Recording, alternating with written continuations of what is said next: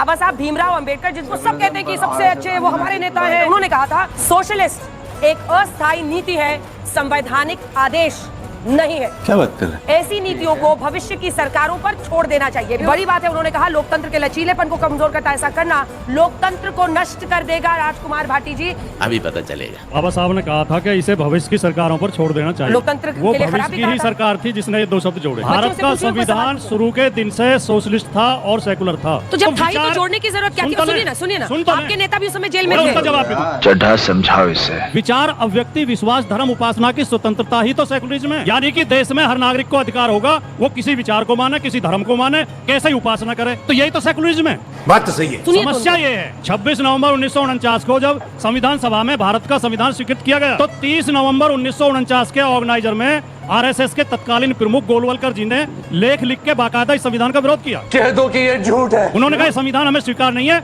हमें मनुस्मृति पर आधारित संविधान चाहिए। नहीं माँ, ये सच नहीं है। तो अगर ये संविधान को बदलना चाहते हैं, इनकी इच्छा है जो हमेशा प्रकट होती रहती है, तो इस देश में एक जनमत संग्रह करा लें कि कौन कौन मनुस्मृति पर आधारित संविधान चाहते हैं और कौन कौन बाबा साहब के संविधान को चाहते हैं। ये बड़ी अच्छी बात कही है। इनकी नियत यही है, एक एक शब्द, एक एक बात को बदलेंगे। इन्हें सेकुलर शब्द से इतनी चिढ़ क्यों है? और अगर ये हिंदू राष्ट्र बनाना चाहते हैं, आखिरी बात बोल दूं, 1947 में देश आजाद हुआ था, 1947 में ही पाकिस्तान का निर्माण हुआ। भारत देश लोकतंत्र और संविधान के रास्ते पर चला, लगातार तरक्की करता गया। पाकिस्तान धर्म के रास्ते पर चला गया, आज बर्बाद मुल्क है। सही पकड़े हैं। अगर ये भारत को धर्म के रास्ते पे ले जाना चाहते हैं, तो भारत को भी पाकिस्तान की तरफ बर्बाद करना सुधांशु चाहते जी वो हैं। इधर ये तो लेने के देने पड़ गए।